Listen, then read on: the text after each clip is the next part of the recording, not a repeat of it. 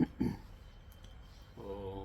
शुक्लाम्बरधरं विष्णुं शशिवर्णं चतुर्भुजं प्रसन्नवदनं ध्यायेत् सर्वविघ्नोपशान्तये। या देवी स्तूयते नित्यं विबुधैर्वेदपारगैः सा मे वसत् जिह्वाग्रे ब्रह्मरूपा सरस्वती। निधये सर्वविद्यानां विषजे भवरोगिणां गुरवे सर्वलोकानां दक्षिणामूर्तये नमः। श्रीदक्षिणामूर्तिसुदेशिकेन्द्रं द्वैपायनं सूत्रकृतं मुनीन्द्रं श्रीशङ्करं भाष्यकृतं यतीन्द्रं मद्देशिकञ्चापि नमामि विद्यै। ॐ सहनाववतु सहनौ भुनक्तु सह वीर्यं करवावहै तेजस्विनावधीतमस्तु मा विद्विषावहैः। ओम शांति शांति शांति।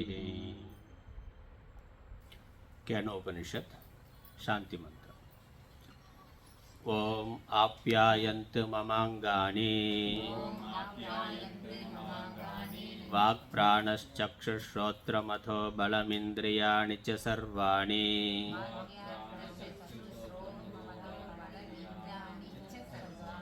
सर्वं ब्रह्मोपनिषदम्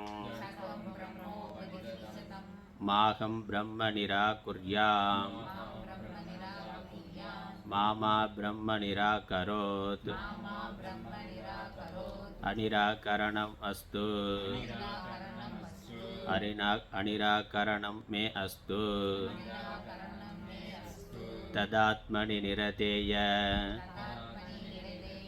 उपनिषत्सु धर्मास्ते मयि सन्तु ते मयि सन्तु। ओम शांति शांति शांति।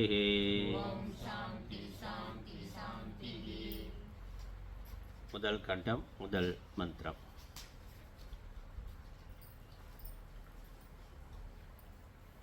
தனியாக ஒரு பிரிண்டர் புக் இருக்குது, அதில் புக்கு இதில் நீங்கள் பார்க்க முடியாது. பேப்பரில் இருக்குது, இன்னொரு பேப்பர் அதில் இருக்கும்.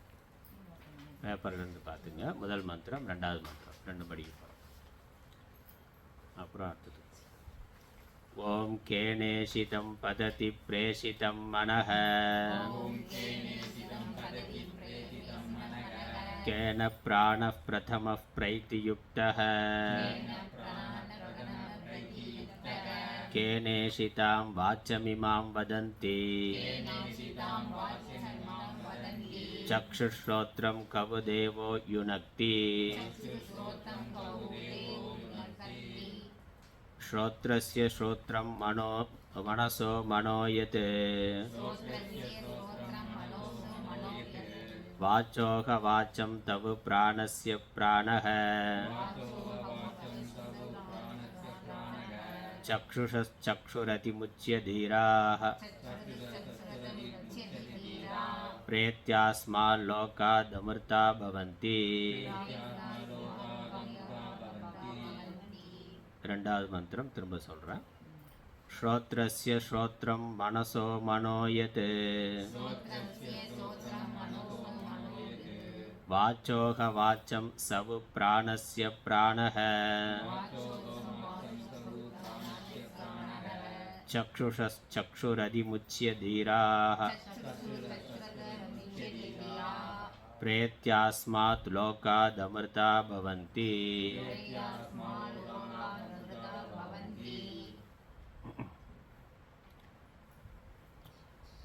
கேனோபனிஷத் என்ற இந்த உபனிஷத்தினுடைய தொடக்கத்தில்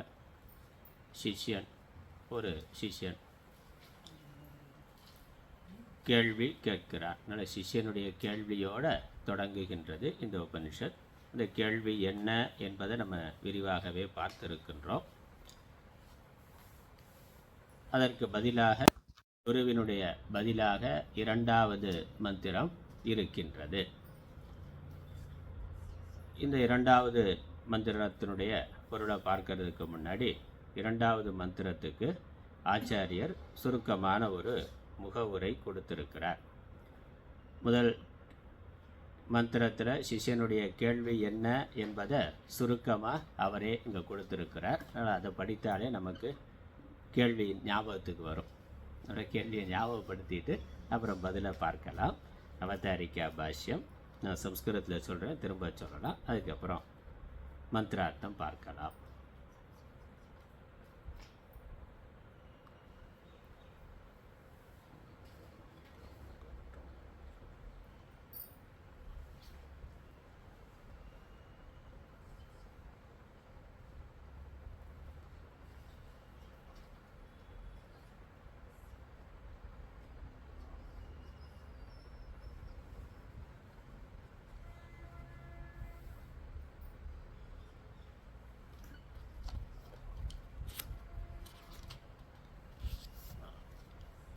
एवं पृष्ठवतः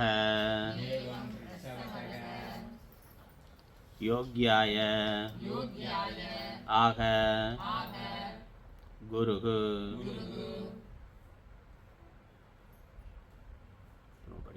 एवं पृष्ठवते योग्याय आह गुरुः शृणु यत्त्वं पृच्छसि मन आदि करणजातस्य को देवः स्वविषयं प्रति प्रेरयिता कथं वा प्रेरयति इति एवं पृष्ठवते யோக்கியாய இவ்வாறு கேட்ட தகுதியான சிஷ்யனுக்கு குரு பதில் சொல்லுகின்றார். ஆனால் குரு சிஷ்யன் கேள்வி கேட்கிறான், பதில் சொல்லுகிறார். ஆனால் சிஷ்யன் எப்படிப்பட்டவன்னா யோக்கியாய, அதனால் யோக்கியன்னாக்கா நம்ம பழக்கத்தில் இருக்க யோக்கியம், ரொம்ப யோக்கியன்னா அதனால் யோக்கியன்னா தகுதிங்கிற அர்த்தம். யோக்கியங்கிறதுக்கே தகுதிங்கிற அர்த்தம் தான். அவன் ரொம்ப யோக்கியன்னா ரொம்ப தகுதியானவன், பக்குவம் உள்ளவன், நல்ல பண்புகள் குணம் உள்ளவன்கிற அர்த்தத்தில் யோக்கியன்னு சொல்கிறோம். அதே தான் இங்கே சிஷ்யனாக இருப்பதற்கான எல்லா விதமான தகுதிகளையும் உடைய ஒருவன். ஏன்னா அவன் கேள்வியே பார்த்தோம், அவ்வளோ புத்திசாலித்தனமாக அவன் கேள்வி கேட்கின்றார், விவரம் தெரிந்து கேள்வி கேட்கின்றார், ஏற்கனவே அடிப்படையான விஷயங்களெல்லாம் தெரிந்தவனாக இருக்கின்றார். அதனால் அவனுக்கு இந்த உபனிஷத்தை எடுத்து சொல்வதற்கான தகுதியானது இருக்கின்றது. அதனால் குரு பதில் சொல்லுகின்றார். இவ்வாறு கேட்ட சிஷ்யனுக்கு குருவானவர், தகுதியான சிஷ்யனுக்கு குருவானவர் பதில் சொல்லுகின்றார். ஏன்னா கேள்வி கேட்டாலும் கேட்பவர் தகுதியுடையவராக இருந்தால் தான் பதில் சொல்லணும்னு சாஸ்திரம் இருக்குது. கேட்பவன் சும்மா ஏதோ போகிற போக்கில் கேட்குறாங்கிறதுக்காகலாம் சொல்ல முடியாது. கேட்பவன் நாம் சொல்லுகின்ற பதிலை பெறுவதற்கு தகுதியுடையவனாக இருக்கணும். அப்போ தான் நம்ம அதற்கு பதில் சொல்லணும் என்பது சாஸ்திரத்தில் இருக்கக்கூடிய விஷயம். அதுதான் உண்மை. ஏன்னா அவன் தகுதி இல்லாதவனாக இருந்தான்னாக்கா, அவன் கேட்குறங்கிறக்காகவே கொடுத்தாக்கா அதை தவறாக புரிந்து கொள்வதற்கு வாய்ப்பு உண்டு, தவறாக பயன்படுத்துவதற்கான வாய்ப்பு உண்டு. ஒரு கல்லூரியில் சேருவதற்கு எத்தனையோ பேர் அப்ளிகேஷன் போடுறான். அப்ளிகேஷன் போடுற எல்லாரும் கேட்குறாங்கிறதுக்காக கொடுத்துட முடியுமான்னா, கேட்குறாங்கிறதுக்காக அங்கே கொடுக்கறது இல்லை. கவர்மெண்ட் எக்ஸாமுக்கே 10,000 சீட்டுக்கு 10 லட்சம் பேர் எழுதுகிறான். இருக்கிறது 1000 சீட்டு, 10,000 கூட கிடையாது, 1000 சீட்டு தான் இருக்குது. 1000 சீட்டு தான் காலியாக இருக்குது. அதுக்கு 10 லட்சம் பேர் பரீட்சை எழுதுகிறான். அப்போ 10 லட்சம் பேரும் அந்த வேலை வேணும்னு கேட்குறான் தானே. 10 லட்சம் பேர் எழுதுகிறான்னா எனக்கு அந்த வேலை வேணும்னு கேட்பதற்கு 10 லட்சம் பேர் தயாராக இருக்கிறான், கேட்குறான். கேட்குற 10 லட்சம் பேருக்கும் கொடுக்க முடியுமா? முடியாது.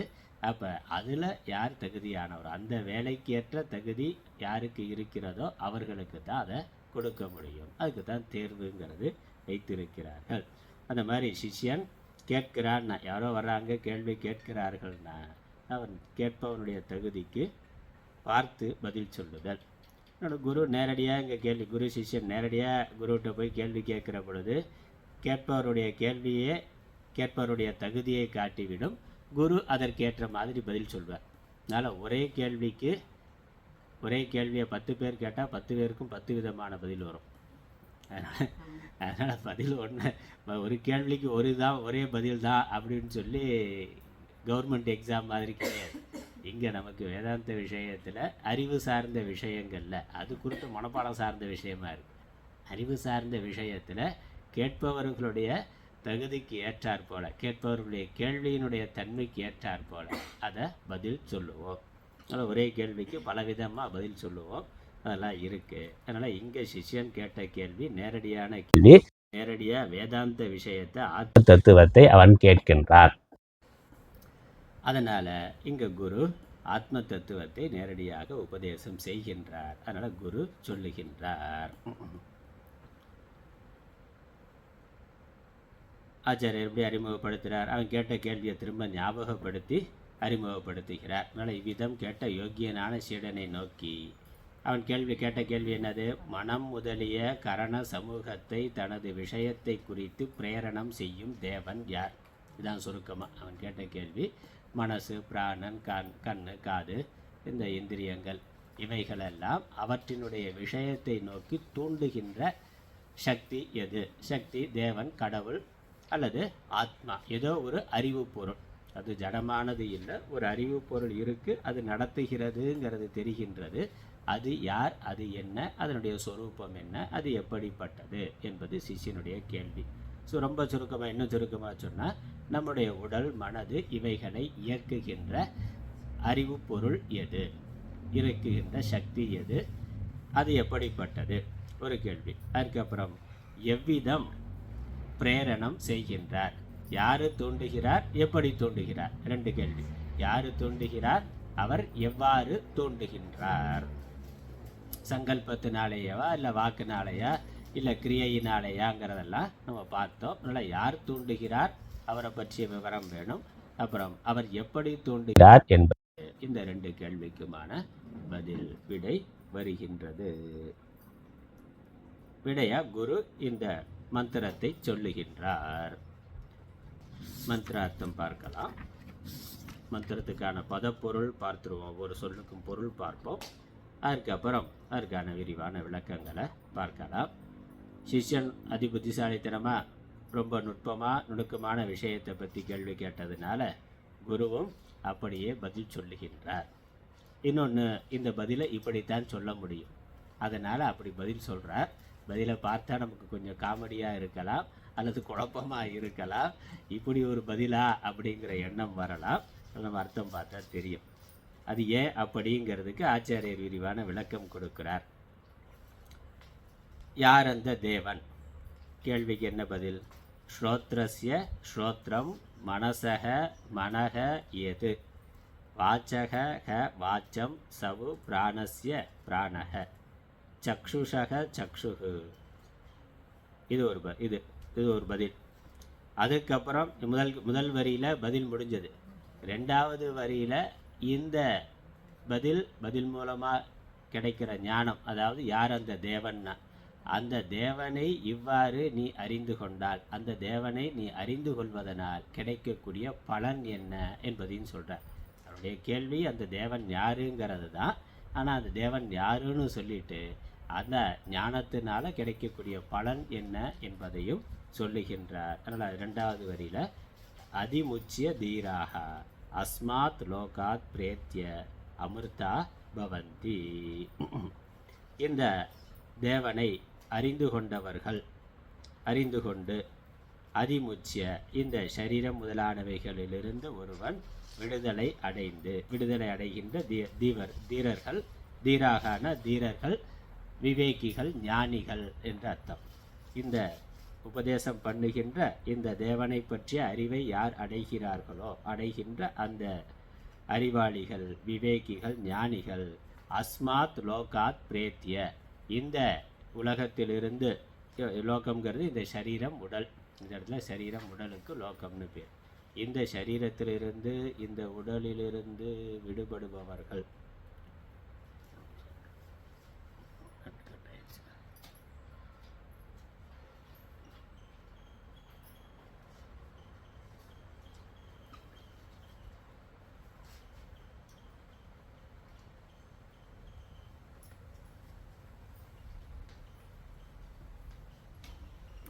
இந்த சரீரத்திலிருந்து அவர்கள் விடுபட்ட பிறகு, அதாவது மரணம் அடைந்த பிறகு,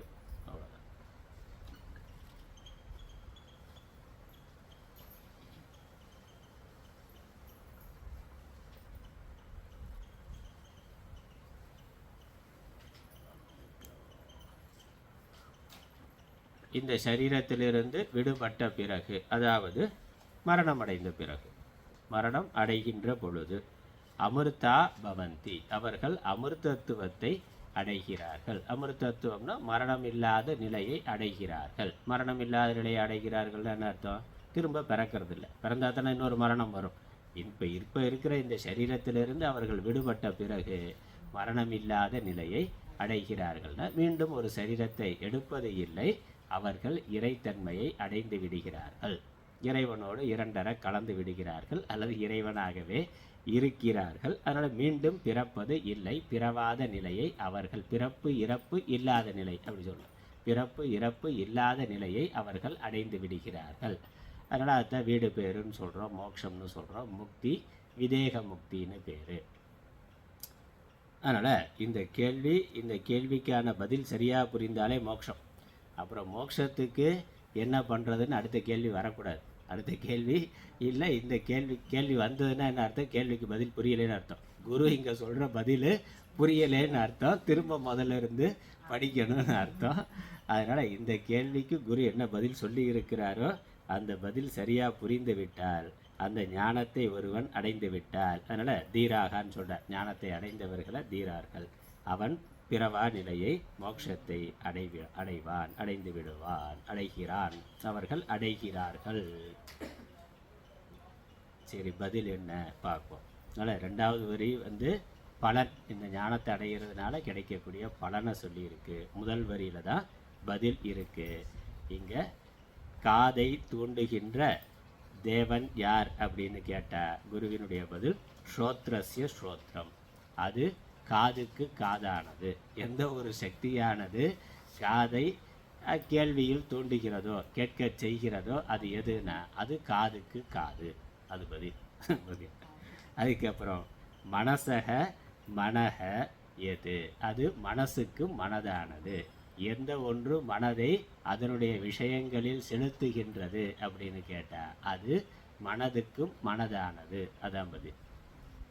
அதுக்கப்புறம் சவு பிராணஸ்ய வாச்சோ வாச்சோக வாச்சம், அது வாக்குக்கும் வாக்கானது. எந்த ஒன்று வாக்கை தூண்டுகின்றதோ, எந்த ஒன்று பேச்சை பேசுகின்ற செயலை தூண்டுகின்றதோ அப்படின்னா அது பேச்சுக்கும் பேச்சாக இருப்பது, வாக்குக்கும் வாக்காக அது இருக்கின்றது. அதுக்கப்புறம்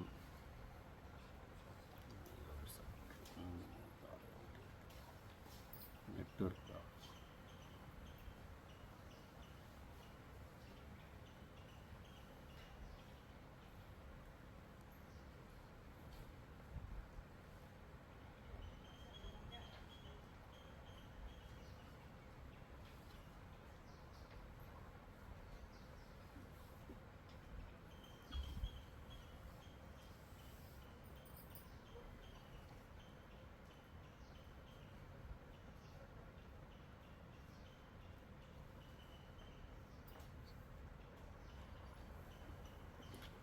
நெட்வொர்க் ப்ராப்ளம் வந்துக்கிட்டே இருக்குது.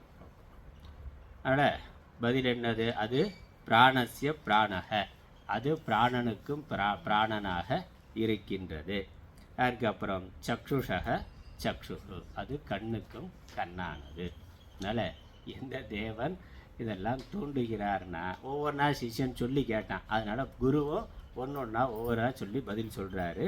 அது காதுக்கு காதானது, மனசுக்கு மனதானது, வாக்குக்கும் வாக்கானது, பிராணனுக்கும் பிராணனானது, கண்ணுக்கும் கண்ணானது, கண்ணுக்கும் கண்ணாக இருக்கின்றது. இவ்வாறு இருக்கின்ற அதை அறிகிறவர்கள் இந்த சரீரத்திலிருந்து விடுபட்டு மோட்சத்தை அடைகிறார்கள், அமிர்தத்துவத்தை அடைகிறார்கள். அவ்வளோதான் பதில். புரிஞ்சதா?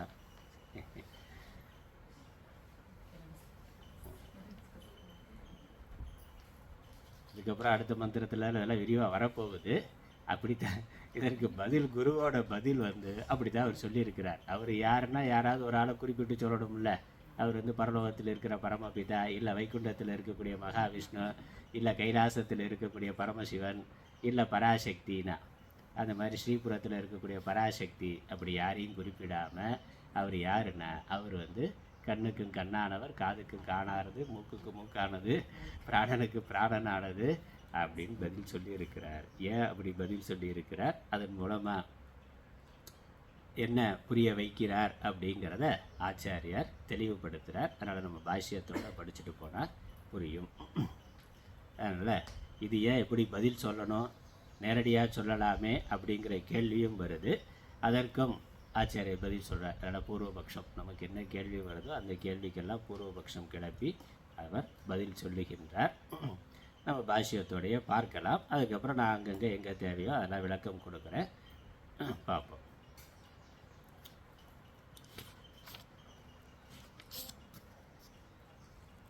ஒவ்வொரு வார்த்தையும் எடுத்துக்கொண்டு முதல்ல மந்திரத்துக்கு அர்த்தம் சொல்கிறார். அதுக்கப்புறம் அதை பற்றி விரிவான விசாரமானது வருகின்றது. ஸ்ரோத்ரஸ்ய ஸ்ரோத்ரம் ஸ்ருணோதி அனேன இதி ஸ்ரோத்ரம் சப்தஸ்ய ஸ்ரவணம் பிரதி கரணம் சப்த அபிவ்யஞ்சகம்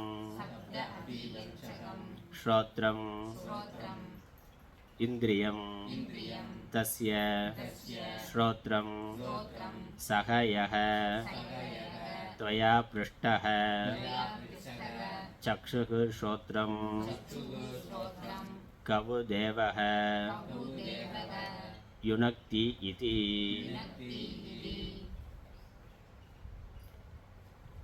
ஒரு வார்த்தைக்கு மேலே அர்த்தம் சொல்கிறார். ஸ்ரோத்ரஸ்ய ஸ்ரோத்ரம். ஸ்ரோத்ரம்னா என்ன அப்படின்னா, ஸ்ரோத்ரம்னா காது நமக்கு தெரியும். காதுனா என்ன அப்படின்னு விளக்கம் சொல்லணும். ஸ்ரோத்ரஸ்ய ஸ்ரோத்ரம் அப்படின்னாக்க முதல்ல காதுனா என்னங்கிறதுக்கு விளக்கம் கொடுக்குறார். ஸ்ரோத்ரம்னா அதனால் ஸ்ருணோதி அனேன இதி ஸ்ரோத்ரம். கேட்கப்படுவதால் அதுக்கு காதுன்னு பேர். கேட்பதால் அதற்கு காதுக்கு ஏன் காதுன்னு பேர் வச்சா?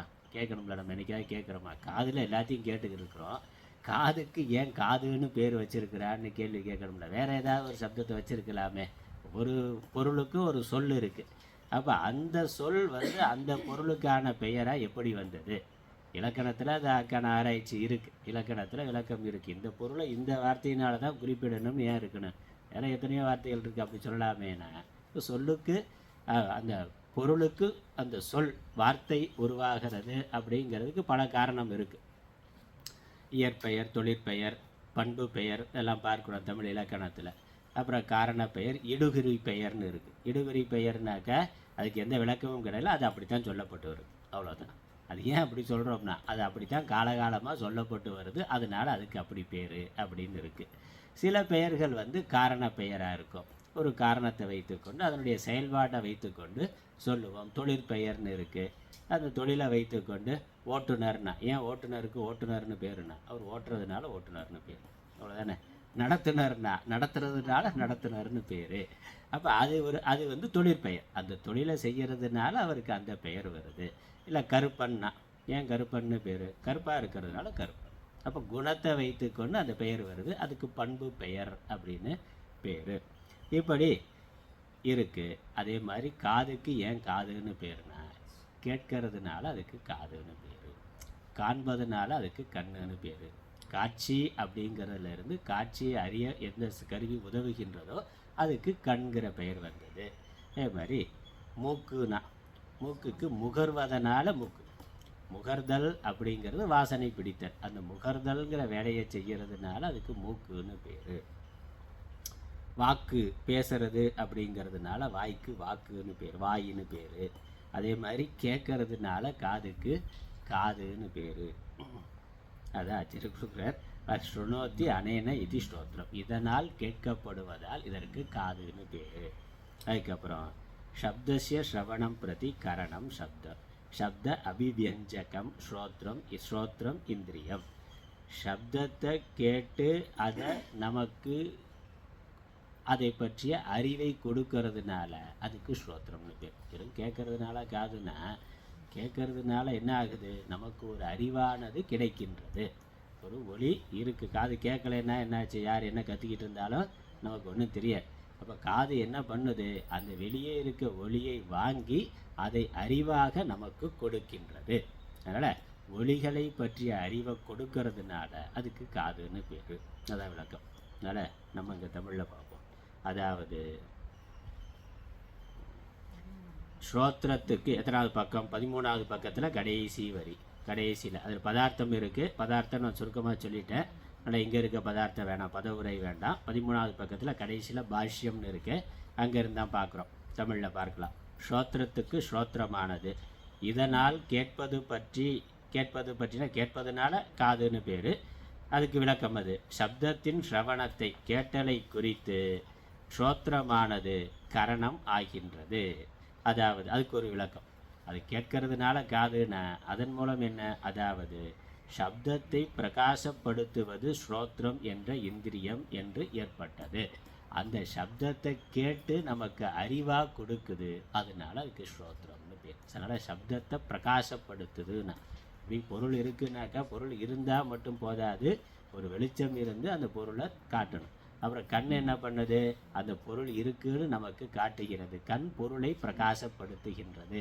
கண் அறிவாக நமக்கு பொருளை பற்றிய அறிவை கொடுக்கின்றது. அதே மாதிரி காது ஒளிகளை பற்றிய அறிவை நமக்கு கொடுக்கறதுனால அதுக்கு காதுன்னு பேர். சரி, அது இருக்கட்டும். இங்கே பதில் என்ன, சிஷ்யனுடைய கேள்விக்கு பதில் என்ன? அந்த தேவன், காதை கேட்க செய்கின்ற தேவன் யாரு, அதான கேள்வி. சிஷ்யனுடைய கேள்வி அதான். காதுனா என்னங்கிறது சிஷ்யனுடைய கேள்வி கிடையாது. அது நம்ம எல்லாத்தையும் பயன்படுத்திக்கிட்டே இருக்கிற மேலே ஏன் எதுக்குன்னு கேள்வி கேட்கறதில்ல. சிஷ்யனுடைய கேள்வி காதுனா என்னங்கிறது இல்லை, ஆனால் சொல்லணும். ஒரு வியாக்கியானம் விளக்கம் எழுதுகிற பொழுது ஒவ்வொரு வார்த்தைக்கு அர்த்தம் சொல்லணுங்கிறதுனால ஆச்சாரியர் சொல்கிறார். இதெல்லாம் ஒரு நூலை படிக்கிறது பொழுது, ஆழமாக படிக்கிற பொழுது நமக்கு தெரிகின்ற விஷயங்கள், தெரிந்து கொள்ள வேண்டிய விஷயங்கள். அப்படி அதனால் உபதேசம் பண்ணுகின்ற முறை அது. அதனால் காதுனா என்னான்னு சொல்லி அந்த காதை கேட்க செய்பவர் யாருங்கிறது சிஷ்யனுடைய கேள்வி. அதற்கான பதில் என்னது, அதற்கு ஸ்ரோத்திரம் ஆனவர். அதனால் கேட்பதுங்கிறதுக்கு காதுன்னு, கேட்கிற உதவுகின்ற கருவிக்கு காதுன்னு பேர். அந்த காதுக்கும் காதாக இருப்பவர் அந்த தேவன். அதனால் அவர் சக்ஷுஷையும் ஸ்ரோத்திரத்தையும் எந்த தேவன் பிரகாசப்படுத்துகிறார் என எவர் உன்னால் கேட்கப்பட்டாரோ அவர் ஸ்ரோத்திரமானவர் என்று. காதுக்கு பின்னாடி இருக்கிற பொழுது அவருக்கு ஸ்ரோத்திரம்னு பேர், ஸ்ரோத்திரமானவர்னு பேர். அதாவது எதனால் காது கேட்கிறதோ அந்த காது கேட்பதற்கு காரணமாக இருக்கக்கூடிய சக்தி அது அப்படின்னு. ஏன் இப்படியெல்லாம் பதில் சொல்லணும்னா, நான் சொன்னேன் கொஞ்சம் விளக்கம் கொடுத்துட்றேன், அப்புறம் நம்ம அடுத்தது அப்போ தான் நமக்கு புரியும். அதனால் கொஞ்சம் சுருக்கமாக நமக்கு ஒரு சின்ன உதாரணத்தோடு பார்த்துட்டு அப்புறம் அடுத்து போவோம். இப்போ லைட் எரியுது, ஃபேன் ஓடுது, வீட்டில் அயன் பாக்ஸ் வச்சுருக்கோம், ஹீட்டர் இருக்குது, ஏசி ஓடுது, ஃப்ரிட்ஜ் இருக்குது, மிக்சி கிரைண்டர் இருக்குது. இதுக்கெல்லாம் என்னது, மின்சாதனம்னு பேர். இந்த மின்சாதனங்களெல்லாம் எதனால் இயங்குகின்றது, அல்லது இந்த சிஷ்யனுடைய கேள்வி மாதிரி இந்த மின்சாதனங்களை எல்லாம் இயக்குகின்ற தேவன் யார் அப்படின்னு ஒரு கேள்வி கேட்டேன்.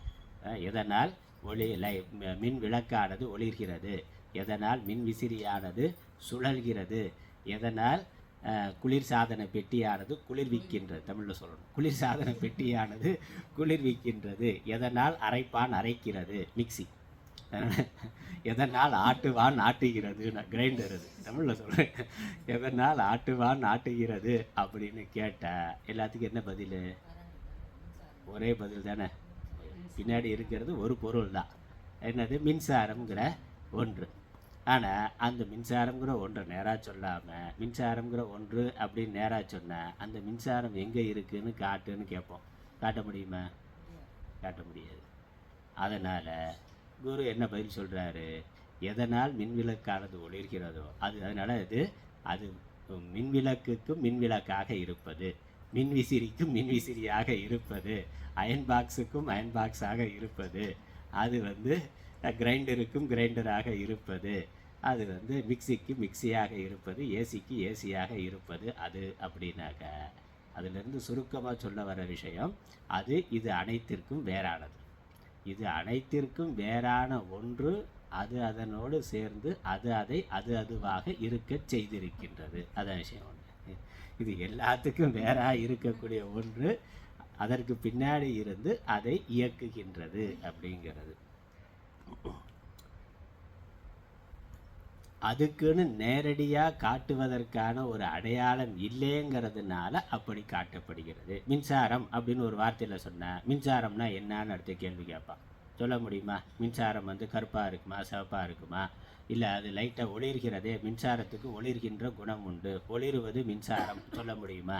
இல்லை ஃபேனில் போடுற பொழுது காற்றா வருது, அப்போ மின்சாரம் காற்றை குணமாக கொண்டது, மின்சாரம் ஒளியை குணமாக கொண்டது, மின்சாரம் குளிர்ச்சியை குணமாக கொண்டது, ஹீட்டரில் இருக்கிறதுனால வெப்பமாக இருக்குது, மின்சாரம் வெப்பத்தை குணமாக கொண்டதுன்னு இந்த மின்சாதனங்களுக்கு இருக்கக்கூடிய குணத்தை மின்சாரத்துக்கு சொல்ல முடியுமா? நாம் சொல்ல முடியாது. மின்சாரம் கருப்பா சிவப்பா, நெட்டையா குட்டையா, அது வந்து பிரகாசம் உடையதா இல்லை வெப்பம் உடையதா குளிர்ச்சி உடையதா? அதனுடைய இயல்பான குணமே வெப்பமாக இருந்தால் அது ஏசிக்குள்ளேயும் வெப்பமாக தான் இருக்கணும், அப்படி தானே? அது இயல்பான குணமாக இருந்தால் அது எங்கே போனாலும் அது அப்படித்தான் இருக்கும். அப்போ மின்சாரத்துக்கு வந்து அது வெப்பமானது குளிர்ச்சியானதுன்னு சொல்ல முடியாது. மின்சாரங்கிறது ஒரே மாதிரியான சக்தி உடையது. அது கருப்பும் கிடையாது, சிவப்பும் கிடையாது, அது வெப்பமானதும் கிடையாது, குளிர்ச்சியானதும் கிடையாது, ஒளிரும் தன்மை உடையதும் கிடையாது, அல்லது காற்று வீசுகின்ற தன்மை உடையதும் கிடையாது. அது அதுவாக இருக்கிறது. இந்த மின்சாதனத்தோடு சேருகின்ற பொழுது அந்த மின்சாதனத்துக்கு சக்திக்கு ஏற்றாற் போல அது வெளிப்படுகின்றது. அதனால் அதனிடத்தில் அதற்குன்னு எந்த குணமும் இல்லை, அது குணங்கள் அற்றதாக இருக்கின்றது, அது வடிவம் அற்றதாக இருக்கின்றது. அப்படி அது இருக்கிறதுனால இதுதான் மின்சாரம்னு நம்மளால் நேராக காட்ட முடியாது. அதான் பிரச்சனை.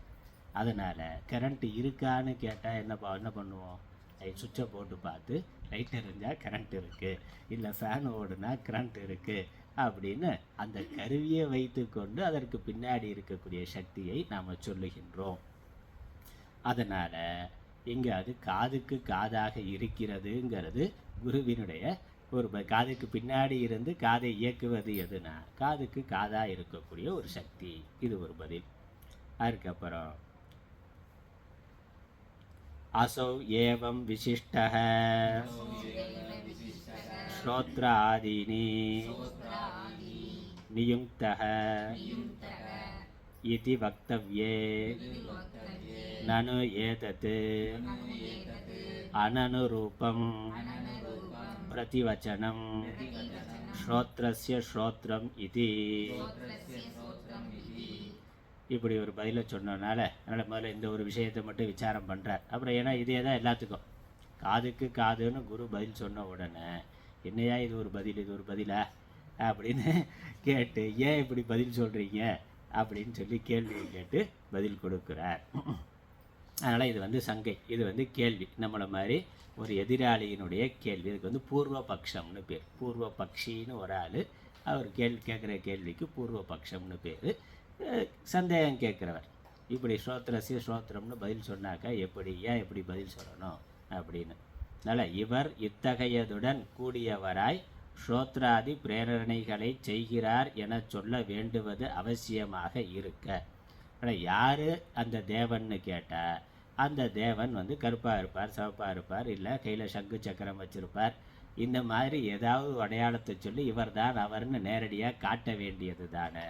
அப்படி பதில் சொல்கிறத விட்டுட்டு அதை விடுத்து அதனால் ஸ்ரோத்திரத்துக்கு, ஸ்ரோத்திரம் என்கிற இந்திரியத்துக்கு ஸ்ரோத்திரம் ஆகிறார் என்ற பிரதிவச்சனமானது பதிலானது. பிரதிவச்சனம்னா பதிலானது பொருத்தமற்றதாக ஆகும் அல்லவா எனின். இப்படி ஒரு கேள்வி. இது என்ன பொருத்தமாக சரியாக இல்லையே இந்த பதில்?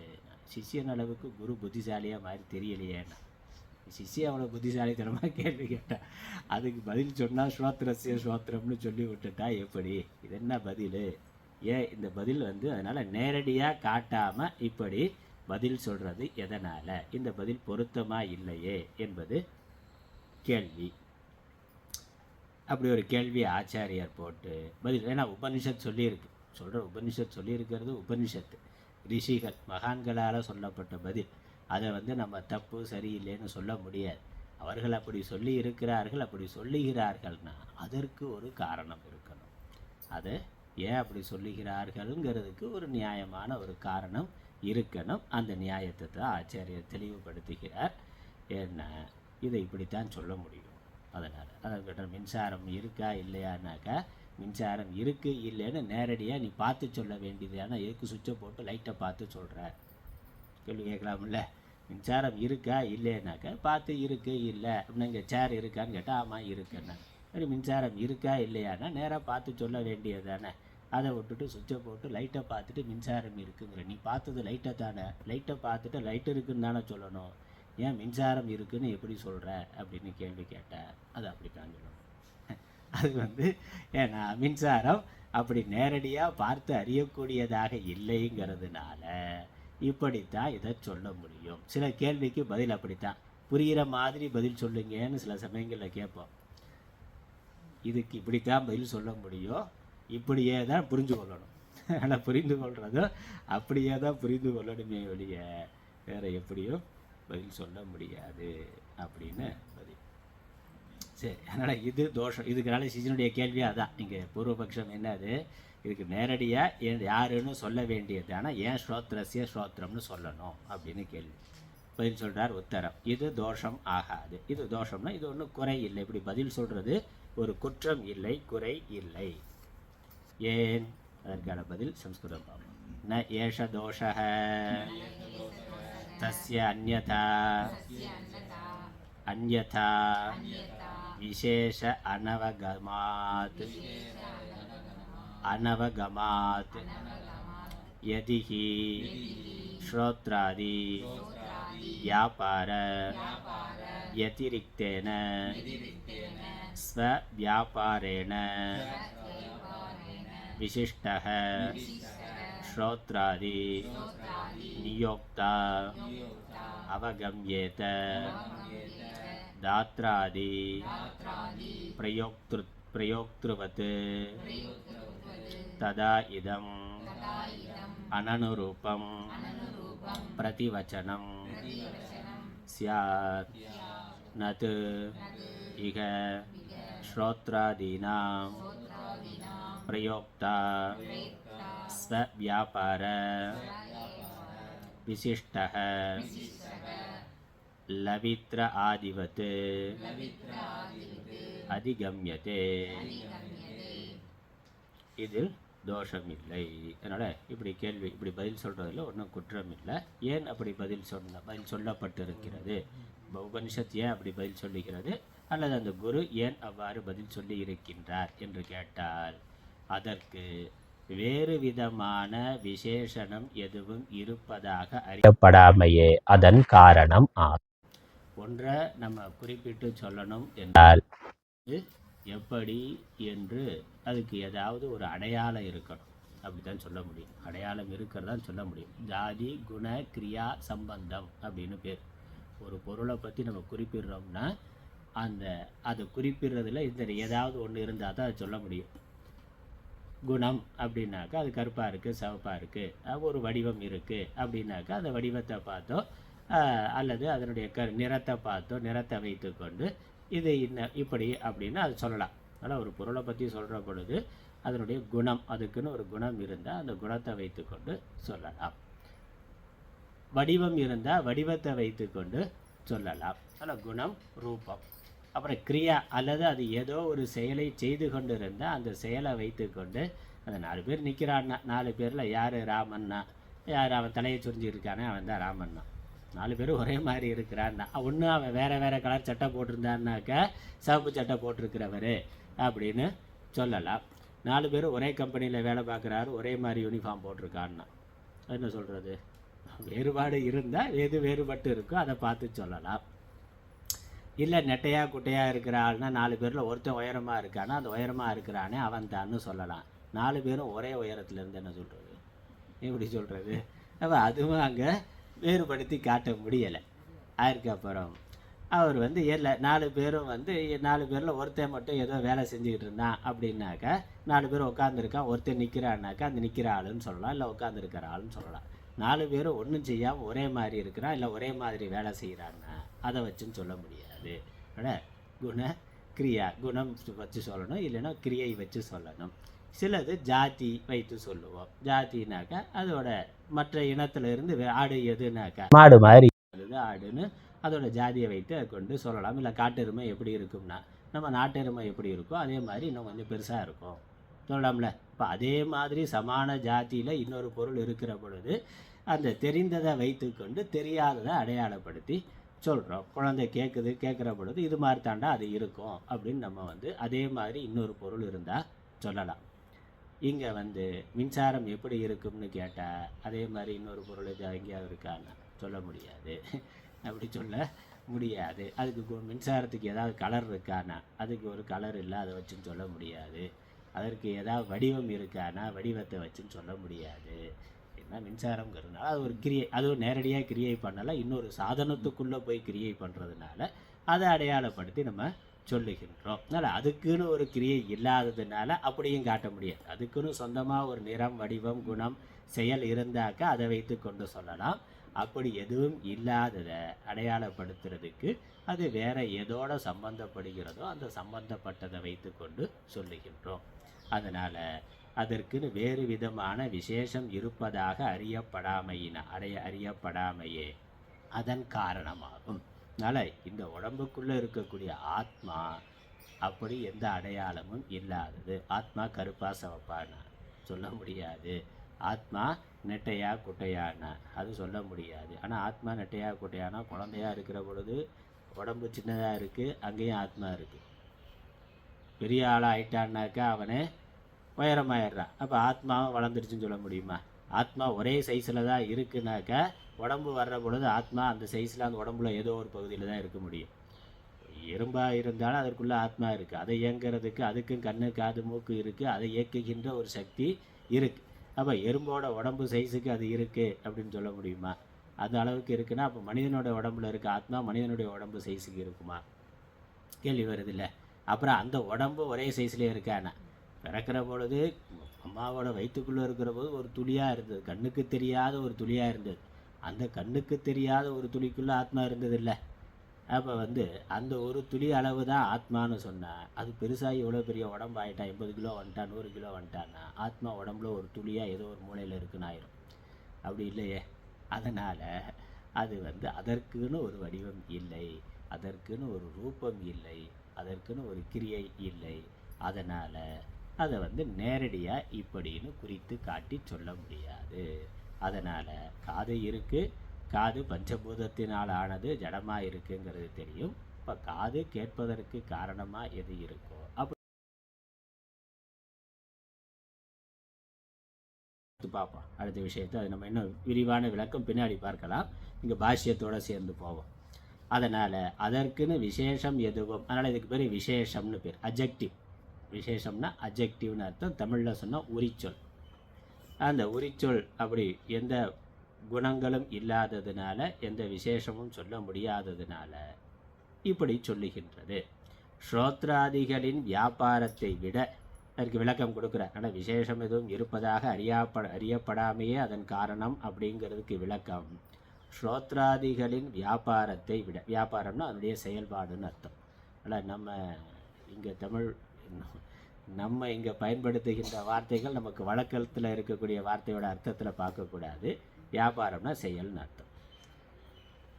வியாபாரத்தை விடனா செயலை விட வேறான தனது சொந்த வியாபாரத்துடன் கூடியவராக கத்தி முதலியவற்றை பிரயோகிப்பவர் போன்று ஸ்ரோத்ராதிகளை பிரேரணை செய்பவர் அறியப்படுவாராயின் அப்பொழுது இந்த பிரதிவச்சனமானது, அதாவது பதிலானது, பொருத்தமற்றதாக ஆகலாம். நீ பொருத்தம் இல்லைன்னு சொல்றியே, ஒருவேளை இப்படி இருந்தால் பொருத்தமற்றதாக ஆகலாம். ஒரு கத்தி இருக்குது, கத்தி ஜடமானதுன்னு நமக்கு தெரியும். கத்தி கத்தியை குத்துறான்னா, ஐயோ இந்த கத்தி என்னை குத்தி விட்டது அப்படின்னு சொல்ல முடியுமா? அப்போ கத்தி எடுத்து குத்துனாலும் ஒரு ஆள் இருப்பான், யாரா குத்துனது அப்படின்னு கேட்டாக்கா, கத்திக்கு வேறான, கத்தி ஜடமானது, அதை தானாக வராது. இப்போ கத்திக்கு வேறான ஒரு மனிதன் இருக்கிறார். அவனுக்குன்னு ஒரு உருவம் இருக்கிறதுனால அந்த உருவத்தை வைத்துக்கொண்டு ஒரு மனிதன், அவன் கருப்பானவன், சிவப்பானவன், இவன் அவன்னு ஒரு அடையாளப்படுத்தி சொல்லலாம். அப்போ அந்த கத்திக்கு வேறான ஒருவன் இருக்கிறான், அவன் கத்தி இல்லாமலும் இருப்பான், அவன் தனியாக சுதந்திரமாக இருக்கிறான், அவனுக்குன்னு சில அடையாளங்கள் இருக்குது. அந்த அடையாளத்தை வைத்துக்கொண்டு கத்தியோட சம்பந்தம் இல்லாமலே அவனை பற்றி சொல்ல முடியும். அந்த மாதிரி இருந்தால் இந்த உடம்புக்கு உள்ளே இருக்கக்கூடிய ஆத்மாவானது இந்த மாதிரி அதற்குன்னு சொந்தமான ஒரு வடிவம் உடலோடு இருந்தாக்கா அது இன்னாரு இப்படிப்பட்டதுன்னு சொல்ல முடியும். அப்படி சொல்ல முடிந்தால் நீ கேட்கிற கேள்வி இந்த பதிலானது பொருத்தமற்றதுன்னு நீ சொன்னது சரியாக இருக்கும். ஆனால் அது அப்படி இல்லை. அதனால் பொருத்தமற்றதாக ஆகலாம். இவ்விடத்திலோ இங்கே எப்படி இருக்குன்னா உள்ளே இருக்கக்கூடிய ஆத்மா எப்படி இருக்கிறது? ஸ்ரோத்ராதிகளை பிரேரிப்பவரோ கத்தி முதலியன கொண்டு வெட்டுபவர் போன்று தனித்த சொந்த வியாபாரத்துடன் கூடியவராக அறியப்படவில்லை. அதனால் அவருக்குன்னு சொந்தமான ஒரு அடையாளம் எதுவும் இல்லை. அப்படி எதுவும் அறியப்படவில்லை. சாஸ்திரத்தில் எங்கேயும் சொல்லலை. நமக்கு அனுபவத்திலேயே அப்படி இல்லை. நம்ம சாதாரணமாக பயன்படுத்தி கொண்டு இருக்கிறோம். காது கேட்பவன் அப்படின்னா கேட்குற ஆள் என்ன சொல்கிறோம்? கேட்டு இருக்கிறார், லிசனர் அப்படின்னா. அப்புறம் பேசுகிறவர் யார்? ஸ்பீக்கர். அவர் பேசுகிறார். பேசுபவர்னு ஒருத்தர் பேசி கொண்டு இருக்கிறார், அங்கே கேட்பவர்கள் இருக்கிறார்கள் அப்படிங்கிறப்போ அப்போ கேட்பவன்கிற அடையாளம் அந்த மனிதனுக்கு வருது. அவனே என்ன நினைக்கிறான்? நான் இப்போ கேட்டுக்கிட்டு இருக்கேன், கேட்பவன் அப்படின்னு அவன் சொன்னான். கேட்பவன். திரும்ப பதில் பேசுகிற பொழுது பேசுபவன். இல்லை பொருளை கொடுத்தா கொடுப்பவன். பொருளை வாங்குகிற பொழுது வாங்குபவன். நடக்கிற பொழுது நடப்பவன்னா. 5 பேர் இருக்காங்களான்னா கேட்பவன், கொடுப்பவன், வாங்குபவன், நடப்பவன் இத்தனை பேர் சொல்லியிருக்கியே, நீ ஒரு ஆளா 5 ஆளான்னு? இந்த உடம்புக்குள்ளே இப்படி 5 பேர் இருக்காங்களா? 5 பேர் இல்லையே. யார் கேட்டவனோ அவன்தான் பார்ப்பவன், அவன்தான் பேசுபவன், அவன்தான் கொடுப்பவன், அவன்தான் வாங்குபவன். அதனால் அவன் கேட்பவன்னு மட்டும் அவனை அடையாளப்படுத்திட முடியாது. ஒரே ஆள் தான் இத்தனைக்கு பின்னாடி இருக்கிறார். அந்த ஒரு ஆள் எப்படி இருக்கிறார்?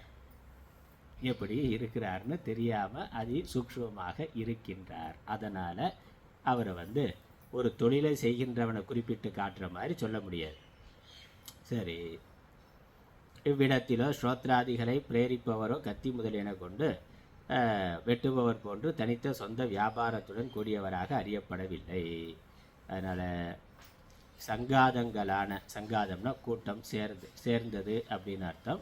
அதாவது இங்கே கண், காது, மூக்கு, வாய், பிராணன், மனசு இதெல்லாம் சேர்ந்து உடம்பு இருக்குது. இந்த தனித்தனி உறுப்புகள் தனித்தனியாக செயல்பட்டு கொண்டு இருந்தாலும், அதற்குன்னு தனியான ஒரு செயல்பாடு இருந்தாலும், தனியான ஒரு வடிவம், நிறம் இதெல்லாம் இருந்தாலும், இதெல்லாம் ஒன்றினுடைய பகுதியாக இருக்கின்றது. அப்படி தானே? உடம்புங்கிறதுனுடைய ஒரு பகுதியாக கண்ணு, காது, மூக்கு, மனசுங்கிறது இருக்கின்றது. அதனால் இதுக்கு பேர் சங்காதம்னு பேர். காரிய கரண சங்காதம்னு சொல்லுவோம் இந்த உடம்பு. ஸ்ரோத்ராதிகளின், அதாவது காது முதலானவைகளின் ஆலோசனம், சங்கல்பம், நிச்சயம் இவை ரூபமானதும், காதில் கேட்கிறதாகவும் மனதில் ஆலோசிக்கிறதாகவும் சங்கல்பம் பண்ணுறதாகவும் சிந்திப்பதாகவும் நிச்சயம் பண்ணுறதாகவும் முடிவிலுள்ள பலனால் கண்டுபிடிக்கக்கூடியதுமான வியாபாரத்தினால் ஸ்ரோத்ராதி கரண சமூகமானது வீடு முதலியன போன்று எத்தகைய பிரயோஜனத்தை உத்தேசித்து சேர்ந்தனவோ. இதை நம்ம இன்னும் படிக்கலை, பரவாயில்ல, தமிழில் படிச்சுட்டு அப்புறம் சம்ஸ்கிருதம் படிப்போம். முடிச்சுடுவோம், அந்த பாராவை முடிச்சுடுவோம். முடிவில் உள்ள பலனால் கண்டுபிடிக்கப்படக்கூடியதுமான வியாபாரத்தினால் ஸ்ரோத்ராதி கரண சமூகமானது வீடு முதலியன போன்று எத்தகைய பிரயோஜனத்தை உத்தேசித்து சேர்ந்தனவோ அத்தகைய ஸ்ரோத்ராதி கூட்டத்தில் சேராதவனாக ஒருவன் இருக்கின்றான் என்பதாய் மட்டும் அறியப்படுகிறது. இங்கே ஆச்சாரியர் உதாரணம் கொடுக்குறார், புரியுதுக்கா? ஒரு வீடு அப்படின்னாக்க வீட்டில் என்ன இருக்குது? நிறைய பொருள்கள் இருக்குது. மிக்சி, கிரைண்டரு, சோஃபா, கட்டில், மெத்தை, நிறைய பொருள்கள் இருக்குது. இந்த பொருள்கள்லாம் இருக்குன்னா இது எல்லாமே ஜடப்பொருள். ஒவ்வொரு பொருளுக்கும் அதுக்குன்னு ஒரு குணம் இருக்குது, அதற்குன்னு ஒரு செயல்பாடு, அதற்குன்னு ஒரு பயன்பாடு இருக்குது. இப்படி பல பொருள்களை வீட்டில் சேர்த்து வைத்திருக்கிறோம். நம்ம ஒரு வீட்டுக்குள்ளே போகிறோம், வீட்டை திறந்து பார்த்தா வீட்டில் யாருமே இல்லை, பொருள் மட்டும் இருக்குது. நமக்கு என்ன தெரியும்? இந்த பொருளை யாரோ வாங்கி வைத்து இதை பயன்படுத்தி கொண்டு இருக்கிறார், அப்படி தானே? அந்த பொருள் தானாக அங்கே இருக்குது, அது அதுவாக வேலை. டிவி தானாக ஓடிக்கிட்டு இருக்குன்னு சொல்ல முடியுமா? என்ன? டிவி அதையே பார்த்துக்கொள்ளும், அது தானாக பேசும், தானாக நடக்கும் அப்படின்னு இல்லை. அப்போ அந்த வீட்டில் இருக்கக்கூடிய அனைத்து பொருள்களையும் அதெல்லாம் சேர்ந்து தான் வீடு. இது எதுவுமே இல்லாமல் 4 செவரு மட்டும் இருந்தால் அது வீடுன்னு சொல்ல முடியாது. அப்போ ஒரு வீடு, ஒரு குடும்பம் இருக்கிறதுனா இத்தனை பொருள்கள் சேர்ந்து இருக்குது. அதிலிருந்து நமக்கு இன்னொன்று என்ன தெரியுது? இத்தனை பொருள்களை பயன்படுத்துகின்ற ஒருவன் அங்கு இருக்கிறான். அவன் எப்படிப்பட்டவன்? அந்த வீட்டுக்கு வேறான ஆள். அவன் வீட்டில் அவனும் ஒரு பொருள்னு இல்லை, வீட்டில் அவனும் ஒரு பொருள் இல்லை. இத்தனை ஜடப்பொருள்கள் அந்த வீட்டில் இருக்குது. வேற ஒருவன், ஒரு மனிதன், ஒரு அறிவுடைய மனிதன், இவைகளை பயன்படுத்த தெரிந்த ஒரு மனிதன் அவைகளை இருந்து அனுபவித்து கொண்டு இருக்கின்றான், பயன்படுத்தி கொண்டு இருக்கின்றான் என்பது தான். அவன் அந்த வீட்டுக்குள்ளே இருக்கலாம், பிடிக்கலைன்னா வீட்டை விட்டு வெளியே போகலாம், வேறு வேலைக்கு போகலாம். வீடையே பிடிக்கலைன்னா வீட்டை விட்டு ஆசிரமத்துக்கு கூட போயிடலாம், இல்லை அந்த வீட்டை விட்டுட்டு வேறு வீட்டுக்கு போகலாம். அதெல்லாம் இருக்கே. அப்போ என்னது? வீட்டுக்கு வேறான ஒரு அறிவுடைய மனிதன் வீட்டில் இருக்கக்கூடிய இத்தனை பொருள்களையும் பயன்படுத்தி கொண்டிருக்கிறான். இவைகளெல்லாம் ஜடப்பொருள்கள், இவைகளெல்லாம் ஒன்றிணைந்து ஒரு இடத்துல இருக்குது. இதை பயன்படுத்தி கொண்டிருக்கிற வேறான ஒருவன் இருக்கிறார். அதான விஷயம். அதை தான் இங்கே சொல்கிறாரு. காது இருக்குது, கண் இருக்குது, மூக்கு இருக்குது, நாக்கு இருக்குன்னா இவைகளுக்கு வேறாக ஒருவன் இருந்து இவற்றை பயன்படுத்தி கொண்டு இருக்கின்றான். அவன் கண்ணோ காதோ மூக்கோ நாக்கோ கிடையாது. அவன் இதற்கு வேறான தனியான ஒருவன். அப்படியும் பார்க்கிற பொழுது பார்ப்பவன்கிறதுனால கண்ணுக்கு பின்னாடி ஒரு ஆள், காதுக்கு பின்னாடி ஒரு ஆள் அப்படின்னு 5 ஆள் சொல்ல முடியாது. வீட்டில் வேணால் அப்படி சொல்லலாம். வீட்டில் வந்து கம்ப்யூட்டர் இருக்குனாக்கா பையன் பயன்படுத்துவா, பைக் இருக்குனாக்கா பெரிய பையன் பயன்படுத்துவா, அப்படின்னு மிக்சி இருக்குனாக்கா அம்மா பயன்படுத்துவாங்க அப்படின்னு வீட்டில் வேணால் 5 ஆள் சொல்லலாம். ஆனால் உடம்புக்குள்ளே அப்படி 5 ஆள் சொல்ல முடியுமா? இல்லை. ஒரு ஆள் இருக்கிறார், இந்த 5ஐயும் பயன்படுத்தி கொண்டு இருக்கிறார். இவைகள் ஜடமாக இருக்குது, இதற்கு வேறான ஒரு ஆள் இருக்கிறார், இவைகளை அவர் பயன்படுத்தி கொண்டு இருக்கின்றார். அதான். அதனால் இங்கே இருந்து நம்ம புரிந்து கொள்ள வேண்டிய அந்த உதாரணம் கொடுக்குறார். இந்த ஸ்ரோத்ராதி கூட்டத்தில் சேராதவனாக ஒருவர் இருக்கிறான் என்பதாய் மட்டும் அறியப்படுகிறது. இதற்கு வேற ஒருவன் இருக்கிறார், ஒரு சேத்தன வஸ்துவானது இருக்கின்றது என்று அறியப்படுகின்றது. நாம் என்ன நினைக்கிறோம்? ஏன் இது இப்படி சொல்லுதுன்னா, சொல்லியிருக்கார் குரு சொல்லுகிறார் அல்லது உபனிஷத் சொல்லுகிறதுனா, நாம் இதை யோசிக்காத வரைக்கும் என்ன நினைக்கிறோம்? கண்ணு தான் நான், காது தான் நான், மூக்கு தான் நான், தலை தான் நான், இந்த உடம்பு தான் நான், அல்லது மனசு தான் நான், பிராணன் தான் நான் அப்படின்னு நம்ம நினைக்கிறோம். இதை நினைக்கிறோம். பிராணன் போயிட்டாக்கா ஆள் போயிட்டான்னா. இல்லை, மனசு கோபமாக இருந்தால் நான் கோபமாக இருக்கிறேன், கோபக்காரன் நான். இதை நினைக்கிறோம். மனசு துக்கமாக இருந்தால் நான் துக்கின்னு. மனசு வேற நான் வேற அப்படின்னு இல்லாமல் மனசோடு நாம் ஐக்கியப்படுத்தி கொண்டு மனதே நான், பார்ப்பவன் நான், கேட்பவன் நான், அந்த இதோடு ஐக்கியப்படுத்தி கொண்டு அதுவாகவே நாம் நினைக்கிறோமே ஒழிய, இந்த உடம்பு கண்ணு காது மூக்குக்கு வேற மனசுக்கு வேற உள்ள ஒரு ஆள் இருந்து இதை பயன்படுத்தி கொண்டு இருக்கிறான்னு இது வரைக்கும் நம்ம யோசிக்கவே இல்லை. இதுதான் இருக்குது, இது மட்டும்தான் இருக்குது என்று தான் நம்ம சிந்தனை பண்ணுறோம். அப்படித்தான் எல்லாரும் நினைக்கிறோம். இது போய்விட்டால் நான் போய்விடுகிறேன், அவ்வளோதானே. இந்த உடம்பு போச்சுனாக்கா நான் அழிந்து விடுகிறேன். உடம்பு பிறந்தது, நான் பிறந்தேன். உடம்பு செத்ததுன்னா நான் செத்தேன். அதனால் உடம்பு அழிந்து விடுமோங்கிற பயம் இருக்குது. ஏன்னா உடம்பினுடைய அழிவு என்னுடைய அழிவு, உடம்பினுடைய மரணம் என்னுடைய மரணம், உடம்பினுடைய பிறப்பு என்னுடைய பிறப்பு என்று முழுக்க உடம்பை அடையாளப்படுத்தி கொண்டு உடம்பு மட்டும்தான் நான்கிற எண்ணத்தோடு நாம் இருக்கிறோம். இங்கே என்ன சொல்ல வர்றார்? இந்த கண்ணு காது மூக்கு நாக்கு இதெல்லாம் ஒரு வீட்டில் இருக்கக்கூடிய உறுப்புகள் போல, இதெல்லாம் ஜடமானது. இப்போ இதை பயன்படுத்துகின்ற இதற்கு வேறான ஒருவன் இருக்கின்றான். அதை முதல்ல புரிந்து கொள்ள வேண்டும். அதான். அதனால் அப்படி சொல்கிறார். கண்ணுக்கு கண்ணு, மூக்குக்கு மூக்குன்னா அது கண்ணோடு சேருகின்ற பொழுது கண்ணாக இருக்கும், காதோடு சேருகின்ற பொழுது காதாக இருக்கும். அது தனியாக இருக்கிற போது கண்ணா காதானா கண்ணும் இல்லை காதும் இல்லை, அவ்வளோதான். மின்சாரம் லைட்டோடு சேர்ந்த பொழுது ஒளிரும், ஃபேனோடு சேர்ந்தால் காற்றா வரும், ஏசியோடு சேர்ந்தால் குளிர்ச்சியாக வரும், அயன் பாக்ஸோடு சேர்ந்தால் வெப்பமாக வரும். மின்சாரம் அது வந்து வெப்பமானதா குளிர்ச்சியானதா அப்படின்னா ரெண்டும் கிடையாது, இதுவுமே இல்லை. அது அதற்கு வேறாக தனியாக இருக்கின்றது. அதுதான் முதல்ல நம்ம புரிந்து கொள்ள வேண்டியது. இப்போ இந்த உடம்புக்கு வேறாக இருந்து உடலை இயக்குகின்ற ஒன்று இருக்கின்றது. உடம்பினுடைய குறை நிறைகள் அதனுடையது அல்ல. அதான் விஷயம். இப்போ கண்ணு கேட்குதுன்னா நான் நல்லா கேட்குதுன்னா, காது கண்ணு பார்க்குதுன்னா நான் நல்லா பார்க்குறேன். கண்ணு தெரியாமல் போச்சுன்னா, வயசாகுது கண்ணு தெரியாமல் போச்சுன்னா ஐயோ நான் குருடன்னா. காது கேட்காம போச்சுன்னா நான் செவிடன் அப்படின்னாக்கா, காது தானே செவிடு, நான் செவிடு இல்லை, நான் காதுக்கு வேறானவன்னா காது கேட்டது காது கேட்கலை, இப்போ கண்ணு தெரிந்தது இப்போ கண்ணு தெரியலை, அவ்வளோதான். அது கண்ணினுடைய ஒரு பிரச்சனை. சைக்கிள் வண்டி இருக்குது, வண்டி ஓடுது, வண்டி ஓடலைன்னாக்கா அது வண்டியோட பிரச்சனை தானே இல்லையே, நம்முடைய பிரச்சனை இல்லையே. நாம் அதை பயன்படுத்தி கொண்டு இருக்கிற அதற்கு வேறான ஒரு நபர், அப்படி தானே. ஆனால் நம்ம அப்படி நினைக்கிறோமா? அப்படி நினைக்கிறது இல்லை. அது நம்முடையதாகவே நினைக்கிறோம். ஏன்னா இந்த விவேகம் இல்லாததுனால அந்த உடம்பையே நாம்னு நினைக்கின்றோம். அதனால அப்படி இல்லைன்னு காட்டுவதற்காக இதற்கு வேறான ஒரு அறிவு பொருள் இருக்கின்றது. இந்த உடம்பு, மனசு, புத்தி, பிராணன் இதற்கு வேறான ஒன்று இருக்கிறது என்பதாய் மட்டும் அறியப்படுகின்றது. அடுத்த விளக்கம் கொடுக்கிறார். கூட்டங்கள் பிறரது பிரயோஜனத்துக்கு வேண்டி ஏற்படுவன பற்றி. கூட்டங்கள்னா இந்த பொருட்களுடைய கூட்டம். இத்தனை பொருள்களை சேர்த்து வைத்திருக்கிறோம்னா அதை பயன்படுத்துகின்ற ஒரு தேவை. இன்னும் ஒருவருடைய பிரயோஜனத்துக்காக இவைகள் ஏற்பட்டிருக்கின்றன. அதனால் வேண்டி ஏற்படுவன பற்றி ஸ்ரோத்ராதிகளை பிரேரணை செய்பவன் ஒருவன் உண்டென அறியப்படுகிறது.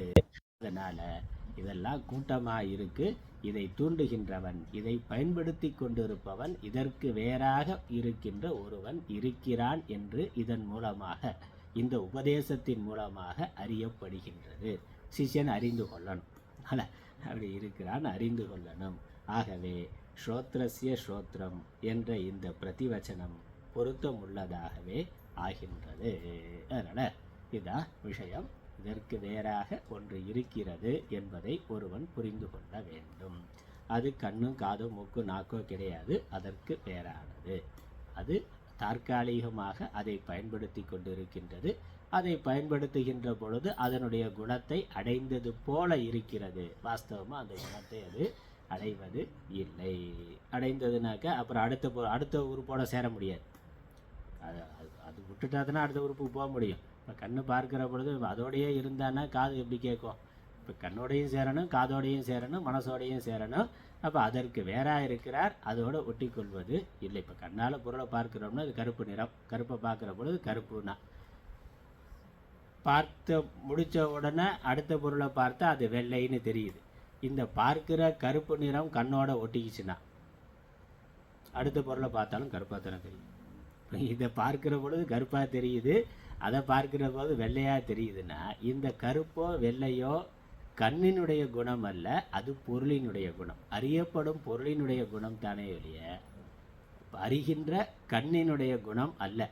இன்னொன்று, அது அறிகிறதுனால, இதை பார்க்கறதுனால இந்த குணம், அறியப்படும் பொருளினுடைய குணம் அறிபவனுக்கு சென்று சேர்வது இல்லை. அறியப்படும் பொருளினுடைய குணம் அறியப்படும் பொருளினுடையதே ஒரு கருத்து. அப்புறம் அப்படி அறிகின்ற பொழுது அறியப்படும் பொருளினுடைய குணம் அறிபவனை சென்று சேர்வது இல்லை. கருப்பை பார்த்தாக்கா பொருளில் இருக்கிறது கருப்பு, அது பொருளுடையது. கருப்பை பார்க்கறதுனால இந்த கருப்பு என் கண்ணுக்கு வருவது இல்லை. கண்ணுக்கு வந்துட்டாக்கா அதுக்கப்புறம் எதை பார்த்தாலும் கருப்பு மட்டும்தான் தெரியும், வேறு எதுவும் தெரியாது. ஆனால் அப்படி இல்லை. அதை பார்க்கிற பொழுது அது தெரிகிறது, அது அங்கேயே தான் இருக்குது. பார்ப்பவன், பார்க்கின்ற கண் வேறா தனியாக இருக்குது. கண்ணு கருப்போ வெள்ளையோ கிடையாது. பார்க்கப்படும் பொருள் கருப்பாக இருக்கலாம், வெள்ளையாக இருக்கலாம், சிவப்பாக இருக்கலாம், அது பொருளினுடையது. அதை பார்க்கின்ற கண் கருப்பு, சிவப்பு, வெள்ளை எந்த நிறமும் இல்லாதது. அதற்கு அது நிறங்களை கடந்ததாக, நிறங்களுக்கு வேறானதாக இருக்கிறது. அதனால் வேறுபட்ட நிறங்களை அறிய முடிகின்றது.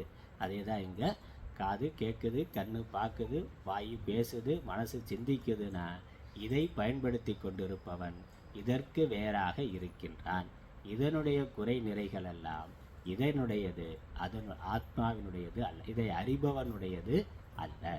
அதுதான் இங்கே புரிந்து கொள்ள வேண்டியது. இதற்கு வேறா ஒன்று இருக்குது, அது சுதந்திரமாக தனியாக இருக்கிறது. இதோட சம்பந்தம் இல்லாமல் சுதந்திரமான தனித்த தன்மையுடையதாக, தனித்த இருப்புடையதாக அது இருக்கின்றது.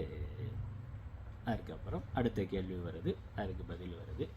இன்னும் நிறைய விஷயங்கள் இருக்குது, அது நம்ம அடுத்த வாரம் தொடருவோம்.